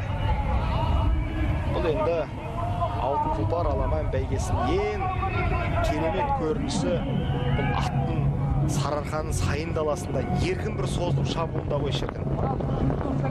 Қаншама жарыстарды көріп жүрміз, қаншама бәсекелерге қатысып жүрміз, бірақ алтын тұлпардың өзіндік бір ерекшелігі бар. Бұнда көп жерлерде аттар ережесінде шабады, көп жерлерде өзіндік бір тактикасымен де күшін салады. Барлығы есептелінген. Сол себепті бұл жерде енді біз нақты шабандоздардың шеберлігімен аттың мықтылығына көз салатын боламыз. Ал мінекей назарларыңызды тағы да бір сәйгүліктің жарыс жолынан шығып қалғандығына куә болып отырсыздар.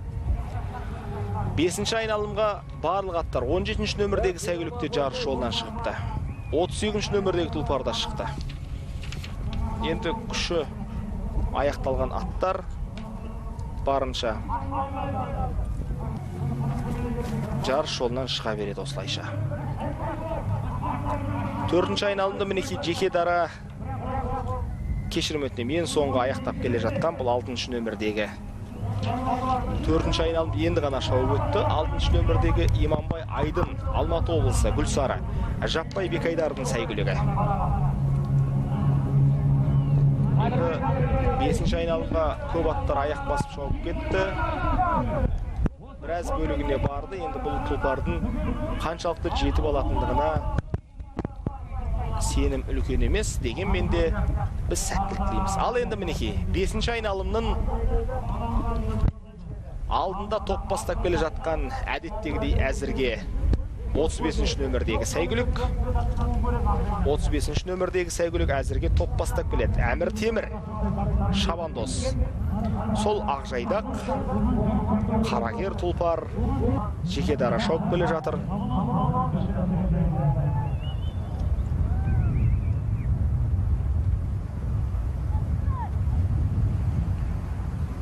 Енді тағы бір айналымға күшін сақтаса ғой шіркін-ай. Сол мүмкіндіктерді жіберіп алмаса ғой. Бұл өте маңызды. Ал енді мінекей 5-ші айналымға аяқ басқан 2-ші топты көріп отырмыз. Енді бастапқыда бәйге басталған кезден бастап бізде 5-6 топқа созылып шапқан еді шабандоздар. Енді бұл жолы аттар небәрі 2 топқа бөлініп шабуда. Мінекей 2-ші топ. Аттардың қарқыны баяғыдай. Жаман емес. 59 минут өтті. Бәйге басталғаннан бастап біз уақыт есепке алып отырмыз. Қазір енді 51 шақырымды қанша минутта шауып өткендігін сіздердің назарларыңызға ұсынатын боламыз. Бұл енді финалға, яғни мәрені кім бірінші болып көсет, сол уақытпен есепке алып айтатын боламыз. Алтын тұлпарды осыншама уақытта 4-ші жыл қатарылған жарыста шауып өтті деген тарихи жағдайға, тарихи кезеңге куә болатын боламыз қадірменді ағайын.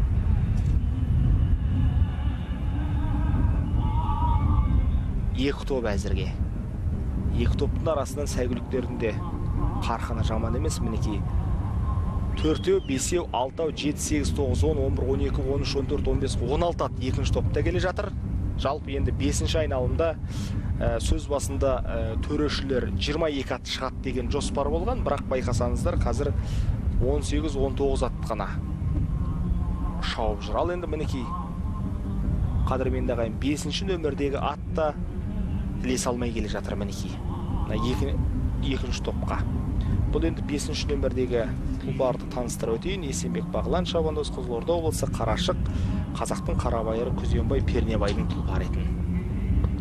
Алтын тұлпарда енді 5-ші айналымға дейін күшін сақтап шабуын өзі өте күштілік.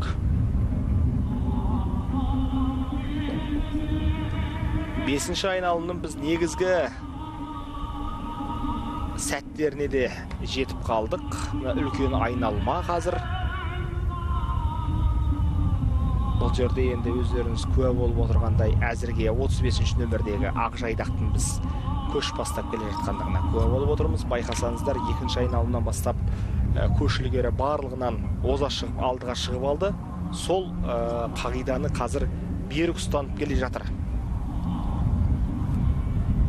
Алдына ешкімді шығармай келе жатыр.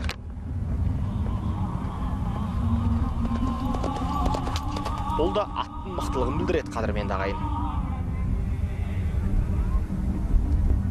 Қайта мінекей 5-ші айналымда 3 топқа бөліне кетті. 2-ші топта енді әдеттегідей 5 бірдей үздік сәйгүлік келе жатыр. Тағатыстана мәрені күткен жанкүйерлерді көріп отырмыз.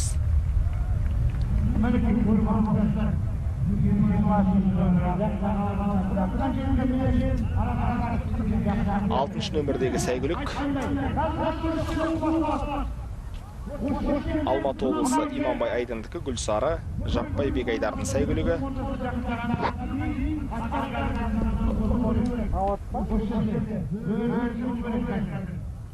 5-ші айналым қазір жақсы қарқынмен келе жатыр. Аттардың деңгейі, шабысы жаман емес.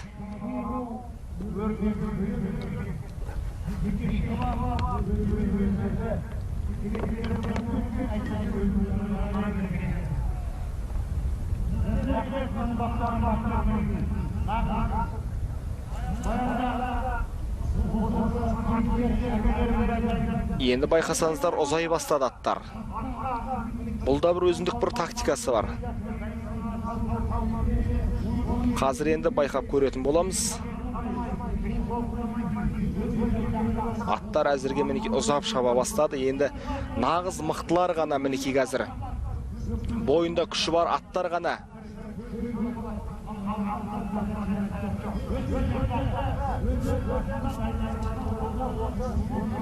Жарыстың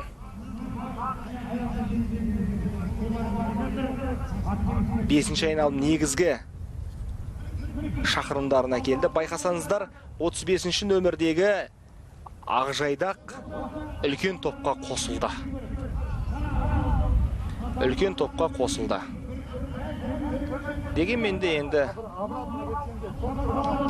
күші бар, әрекеті бар. Жоқ, мінеки жекедары, әлде болса жекедары, кешірім өтем қадірменді ағайын. Әлде болса ұзап шауып кетіпті. 2-ші топ керісінше артта, біразға артта қалып кеткен. Ал енді соңғы айналымда қалай қылар екен Ақжайдақ?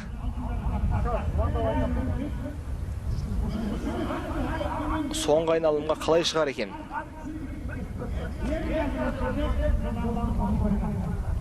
Соңғы айналымға енді қанша шығар екен? Соңғы 6-шы айналым негізгі бәсекенің шешуші сәті. Шешуші сәтке енді күшпен келеді ғой көп аттар. Сонымен қатар 6-шы айналымның байқасаңыздар 6-шы 7-ші шақырымдағы аттар тізгінді бос көй беретін шығар деген болжам бар.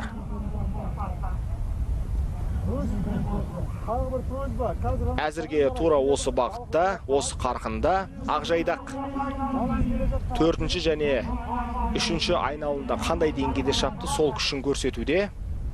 Бірақ әлде болса уақыт бар. Әлі бір айналым бар. Тура 8 шақырымның бар екендігін айта кетуіміз керек. Ал енді мынау қадірменді ағайын 5-ші айналымның негізгі топтарының бірі болып қалды десек артық айтқандығымыз емес. Енді 2 топқа бөлім шауып жатыр аттар, 3 топқа бөлім шауып жатыр. Бірақ енді мынау алдарыңызда келе жатқан 14 тұлпар бұл негізгі топ. Енді нағыз осы негізгі топтан шығып қалуы да әбден мүмкін бүгінгі жарыстың жеңімпаздары. Қолдап байқап отырайық. Кім білсін? Бұл енді бәйге деген көп жерде байқамай қаласын, түсінбей қаласын. Аттарының қарқыны, шабысы өте керемет қой шіркін.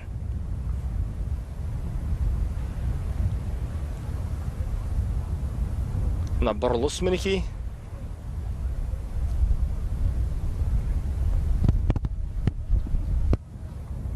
Аттар әзірге ұзап тамаша әрекетімен шауып келе жатыр. Ал мына 13 нөмірдегі 3 нөмірдегі аттарын сәл де болса шаршап қырап қалғандығы көрініп тұр. 3 нөмірде 13 нөмірдегі ат мінекей жарыс жолынан осылайша шықты. Бұл енді Абылай Таймасов шабандоз, Астана қаласы Көкшолақ, Нұралы Төлегеновтің сәйгүлігі болатын. Ал енді мынау 5-ші айналымда бастап келе жатқан 35-ші нөмірдегі тұлпармен негізгі 2-ші топты көріп, енді қарқындарын салыстырмалы түрде қарайық. Ақжайдақтың қарқыны бәсендеп қалыпты, кәдімгідей бәсендеп қалыпты. Бірақ шабысы енді көшілгері бастап қалып, топ бастап келе жатыр. Бірақ Ақжайдақ жақсы бастап келе жатыр. Бірақ енді қарқыны бәсендеген. Ал негізгі топтың аттарының қарқыны жаман емес. Мінекей қараңыздар, салыстырмалы түрде қарайтын болсақ, арасында бір шамамен 100 метрдей қашықтық бар. Бірақ негізгі топтың, 2-ші топтың тұлпарлары қарқын қосып келе жатыр.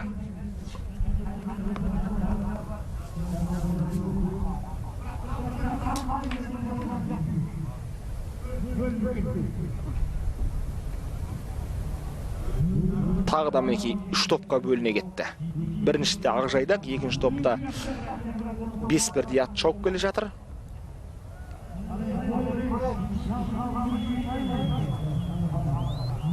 Бесінші айналым аяқталуына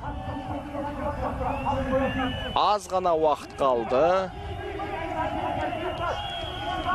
Мінекей тағы да жарайсын Ақжайдақ. Жеке дара бұл 5-ші айналымда қорытындылауға тамаша көріністі көріп отырмыз.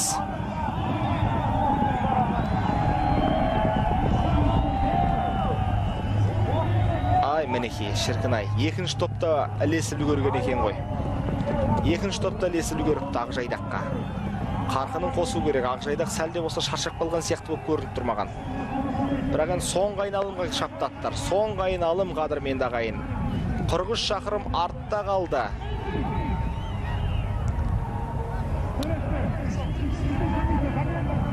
Ал енді негізгі қызық енді басталады қадірменді ағайын. Соңғы айналымда енді кімдер шығар екен? Бір айналым мінекей төрешінің көрсетіп отырған белгісі. 5-ші айналымда мінекей енді аяқтап жатқан сәйгүліктерді көріп отырмыз.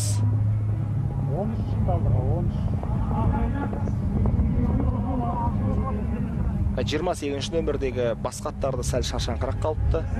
21-ші нөмірдегі аттарында бәсенде шабысы бәсендеп қалған. Бірақ бұл аттар қаншалықты келер екен? Үміт бар ма? Ай шаршақ қалған. Оңай емес. 51 шақырым оңай емес, әрі бәйге жолда өте үлкен ауыр. 6-шы айналымға қанша аттың шыққандығын қазір төрешілерден біз нақты еститін боламыз. 43 шақырымды артқа тастап, 5 айналымды артқа тастады. Сәйгүліктер қазір енді нақты есептеп, кімдердің шыққандығына куә боламыз. Әзірге мінекей 21-ші нөмірдегі сәйгүлікті көріп отырмыз. Жарабек Оразалы, Жамбыл облысы Бақтөрі, Мұрат Өсербаевтың сәйгүлігі болатын. Бұл атта мінекей жарыс жолынан шығып қалды. Әрбір шыққан аттардың бәрі есепке алынады. Төрешілердің жіті назарында. Соңғы айналым.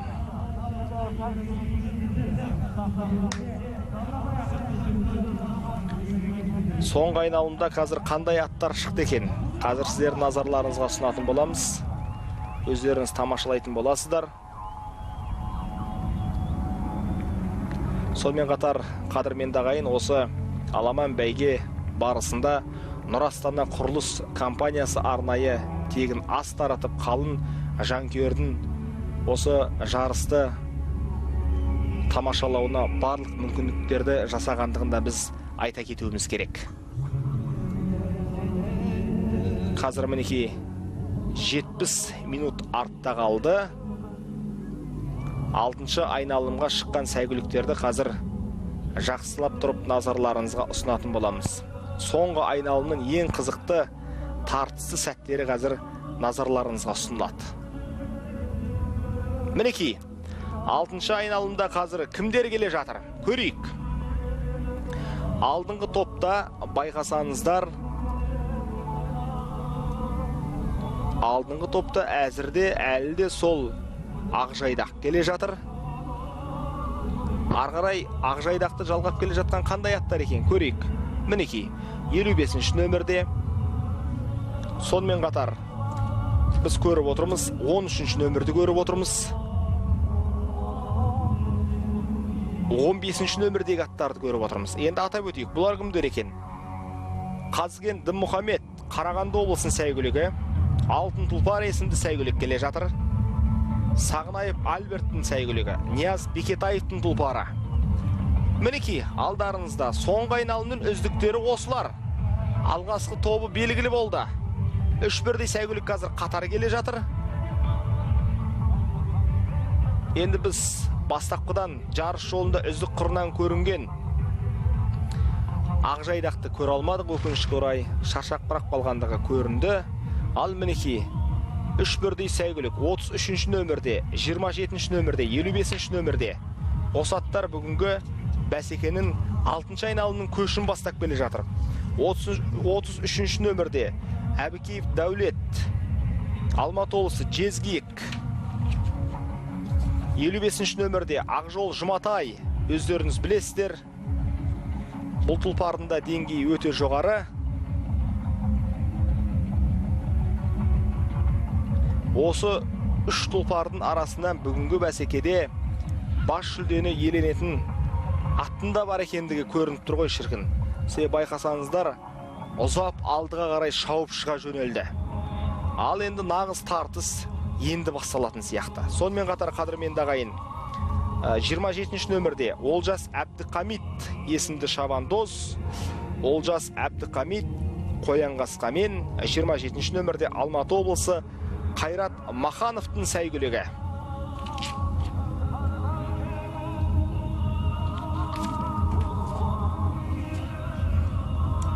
Қайрат Махановтың сәйгүлігі. Мінекей жағдай осындай.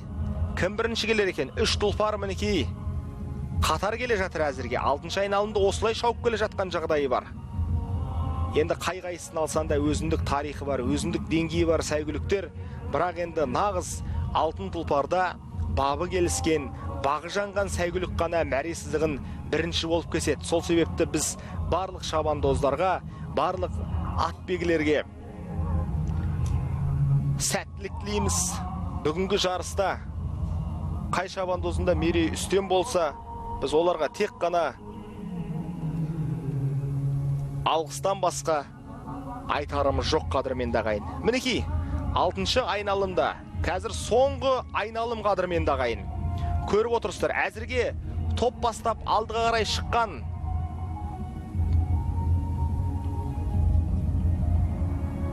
әзірге 3 ат. Ал енді мінекей қазір назарларыңызда осы 6-шы айналымның 2-ші тобындағы сәйгүліктер көріп отырмыз. Ал енді мінекей 1-ші тобы 3 ат, 27-ші нөмірдегі, 33-ші нөмірдегі және 55-ші нөмірдегі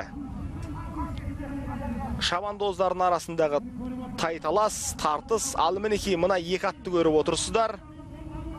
Бұл енді 6-шы айналымның 2-ші тобы десек артық айтқандығымыз емес. Жалпы бәйге жолында 5 ат керемет тартысты жарыс жолында өз өнерлерін көрсетуде. Мына 3 аттың қатар шауып келе жатқандығына өздеріңіз куә болып отырсыздар.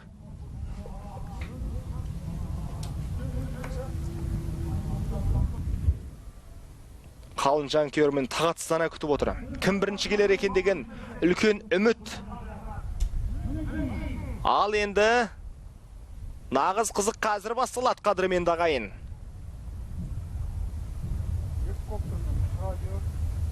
Үш тұлпардың арасындағы тайталас тартыс. Нағыз мықтылардың додасы. Алтын тұлпар биыл кімге бұйырар екен?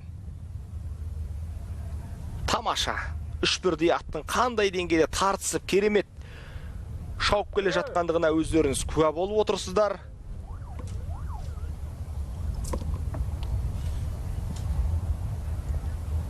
Екі атты да көріп отырсыздар. Бұл енді 4-ші және 5-ші шауып келе жатқан тұлпарлар. Қадағала өте мықты. Артына мінекей арнайы төрешілер бақылап, шабандоздың құлап қалмауын бәрін жіті назарда бақылап келеді.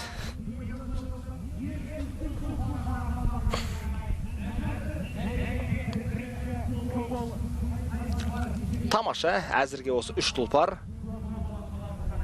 қатарласып келе жатыр. Бұл жерден Самал, Қоянқасқа,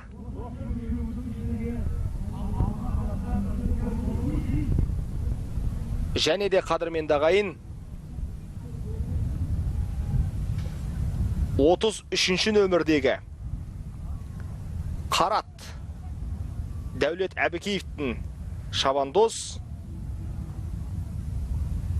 Алматы облысы Қарагер тұлпар.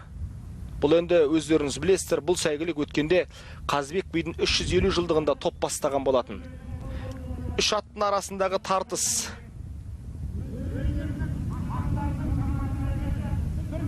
Қарагер арғымақ, Самал, Қоянқасқа. Қай шабандоздың мерейі үстем болар екен? Тұлпарлардың қараңыздар қатар шауып келе жатқандығын қазір байқап көретін боламыз.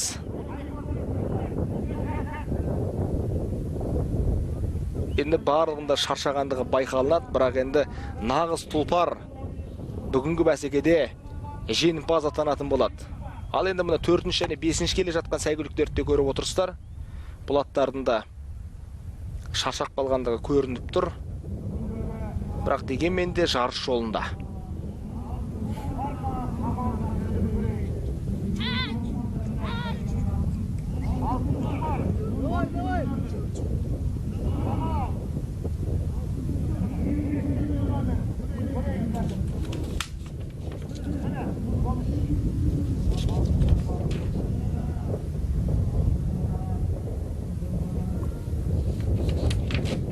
Он 15-ші нөмірдегі тұлпарларды да көріп отырсыздар. Қай-қайсына да қарайтын болсақ, бұл Нияз Бекетаев шабандоз Қарағанды облысынан алтын тұлпар есімді сәйгүлік. Әзірге 4-ші келеді. Аттың шаршап қалғанда көрініп тұр. Бірақ енді барынша жақындай түсу керек, мәреге жақындау керек.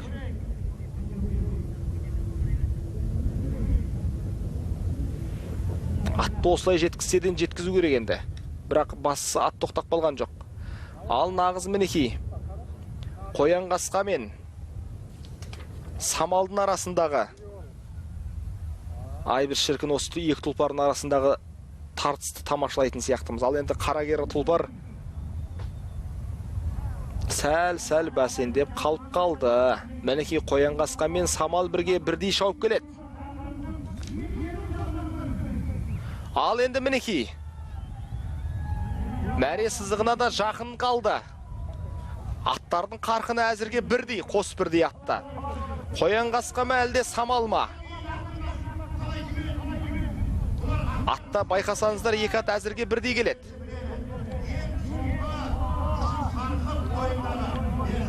Енді соңғы күшті сарқитын, ең қызықты сәттерді көрсететін уақытта келіп жеткен сияқты. Самал әлде Қоянқасқа? Ақжол ма әлде Олжас па? Көрейік. Ал мінекей, нағыз қызықты сәт. Ай, шіркін жігіттер де біледі ғой. Бәрекелді мінекей, бұл жерде енді самалдың деңгейі жоғары екендігі көрініп тұр қадірменді ағайын. Қадірменді ағайын Ақжол Жұматай мінекей көш ілгері. Жеке дара мәре сызығына бірінші болып келе жатқандығына куә болып отырсыздар. Тамаша қадірменді ағайын, мәре сызығын бірінші болып кескен Ақжол Жұматай.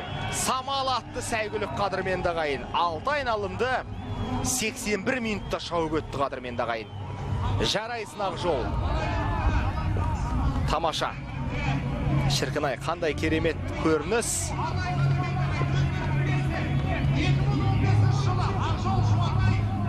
Расымен де 2015 жылы осы Ақжол Жұматай осы самалмен көш бастаған еді. Міне екінші орын Қоянқасқаға бұйырды 27 нөмірдегі.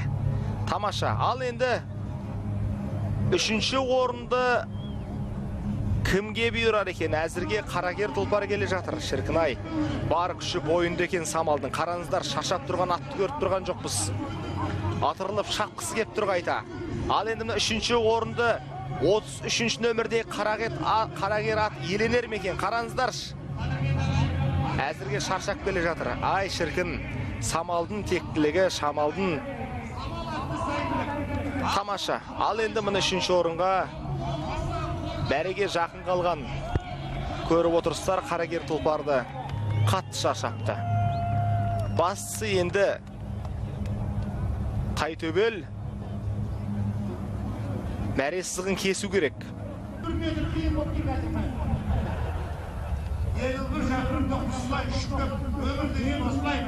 Керемет. Қандай тамаша көріністер. Самал енді бүгінгі жарыстың бас жүлдесін иеленді. Ал енді мұны 4-ші және 5-ші орынды кімге бұйырар екен? Қосбірдей атта жақсы келе жатыр.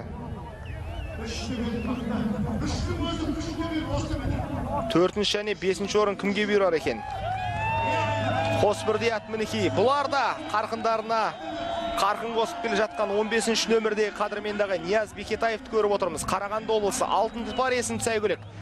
Жарайсы мінекей. Нияз Бекетаевтың астындағы Алтын Тұлпар. 4-ші орын әлде 3-ші орын бұйырар ма екен? Мәре сызығына жақындап қалды. Жоқ, бірінші Қарагер аты өтіп қойды. Бұған дейін өтіп қойды мәре сызығын кесіп. Мінекей, мәре сызығына көріп отырсыздар. 4-ші орын расымен де Алтын Тұлпар Нияз Бекетаев Шабандозға бұйырды, Қарағанды облысына. Ал енді 5-ші орын қадірменді ағайын артынша шауып келген Қаскен Дінмұхамед, Қарағанды облысы Шет ауданы. Бұл тұлпардың да есімі Алтын Тұлпар. Қосбірдей Алтын Тұлпар есімді сәйгүлік 3-ші және 4-ші орынды өзара бөлісті. Алына Тайтөбел асықпай аяндап 3-ші орынды иеленіп кетті. Тамаша. Ал топтан озған Алтын Тұлпар бәйгесінің бас жүлдесі.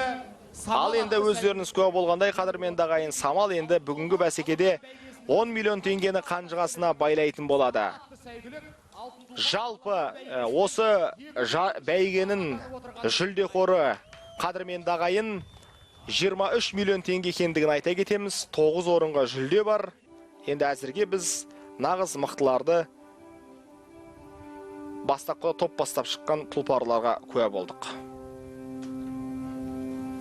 Ардақты ағайын, ұлттық спортымыздың шын жанкүйерлері Алтын Тұлпар Экспо 2017 кубогының марапаттау рәсіміне қош келдіңіздер. Неге баршаңыз 51 шақырымды шапқан ең мықты тұлпарлардың шабысына куә болдыңыздар. Ендеше марапаттау рәсімін бастайық. Ардақты ағайын, құрметті қонақтарымызды мінберге сахна төріне қошеметтеп шақырайық. Келіңіздер. Қадірменді ағайын, марапаттау рәсімін жалғастырамыз. Қазір өздеріңіз куә болғандай, бүгінгі бәсекеде топ жарған 9 жүлдені тапсырайтын боламыз. Үздіктің қатарына келген сәйгүліктерді біз назарларыңызға ұсынатын боламыз. Қауымдастығының президенті Бекболат Тілеухан мырза. Қошеметтеріңіз аямаңыздар.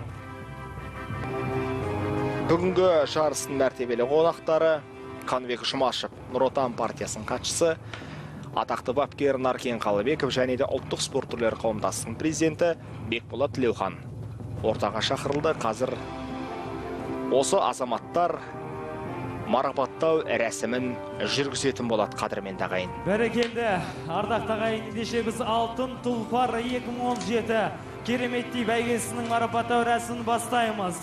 Жүлделі 7-ші орынды марапаттау үшін біз мінберге, сахна төріне, Көкпардан ұлттық құраманың бас бапкері Қуанышбек Құрамаев мырзаны шақырамыз.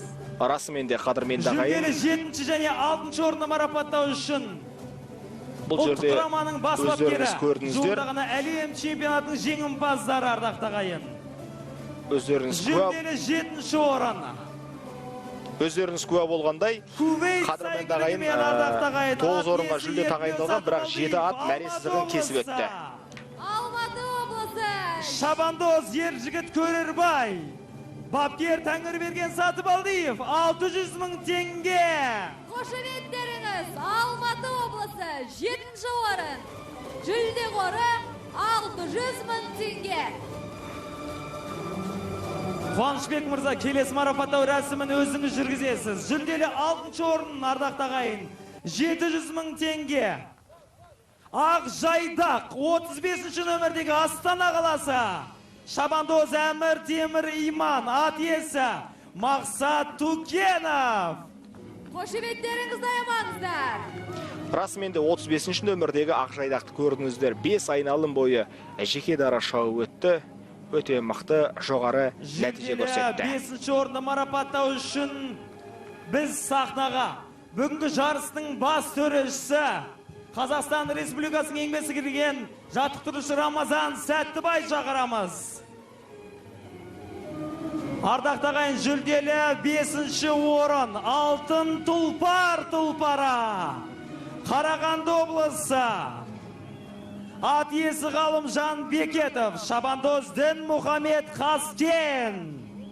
Және де жүлде қоры 1,5 миллион теңге. Қошеметтеріңіз, жүлделі 5-ші орын. Қадірменді ағайын, мінекей бүгінгі байрақты бәсекеде 2-1-3 алтын тұлпар сәйгөлегі өнер көрсетті. Соларды мінекей жүлдеге ілініп жатқандығына да куә болып отырсыздар. Жүлделі 5-ші орын 1,5 миллион теңге. Ал қошеметтеріңізді аямаңыздар. Сонымен марапаттау рәсімін ары қарай жалғастырамыз. Ендігі кезекте 4-ші орындағы 4-ші марапаттау үшін, ардақты ағайын, Астана қаласы спорт басқармасының басшысы Мерік Мыржықбаев мырзаға жүктеледі. Жүлделі 4-ші орын, ардақты ағайын. Жүлделі 4-ші орын иемденген Қарағанды облысының тұлпары алтын тұлпар. Ат иесі Ердос Науанов, Шабандоз Нияз Бекетаев. Жүлделі 4-ші орын 2 миллион теңге. Ардақты ағайын, марапаттау рәсімін жүргізіп жатқан Астана қаласы спорт басқармасының басшысы Берік Боронбайұлы Мыржықбаев мырза. Қошеметтеріңізді аямаңыздар. Жүлделі 4-ші орын иегері марапаттаудамыз. Жүлде қоры 2 миллион теңге. ендігі кезекте 3-ші болып келген тұлпар мен Шабандоз. Ардақты ағайын, 3-ші орынды марапаттау үшін сахна төріне ұлттық спорттың ардагері 85 жастағы Нәркен Ақсақал шақырайық ортамызға. Жүлделі 3-ші орын, ардақты ағайын, Алматы облысы Тайтөбе. Ат иесі Ұлан Омаров, Шабандоз Дәулет Әбікеев, ардақты ағайын. Ардақты ағайын, 3-ші орын, жүлде қоры 3 миллион теңге. Қошеметтеріңіз, Алматы облысы. Ат иесі Ұлан Омаров, Алматы облысы Тайтөбе, жүлделі 3-ші орын 3 миллион теңге. Сонымен жүлделі 2-ші орын Қоянқасқа, Алматы облысы Шабандоз Олжас Әбдіхамид, әдиесі Қайрат Маханов. Екінші орынның жүлде қоры 5 миллион теңге. Сіздердің алдарыңызда қоянға сқа ардақты ағайын, қошеметтеріңіз аямаңыздар.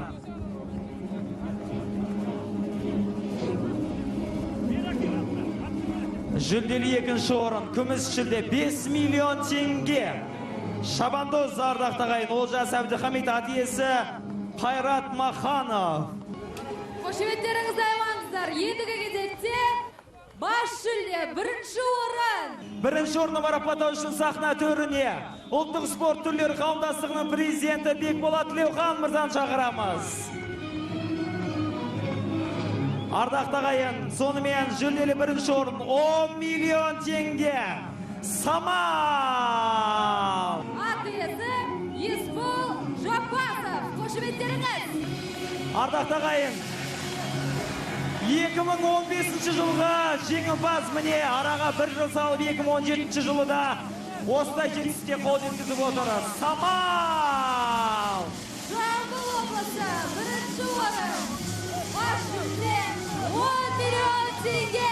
Қошеметтеріңіз.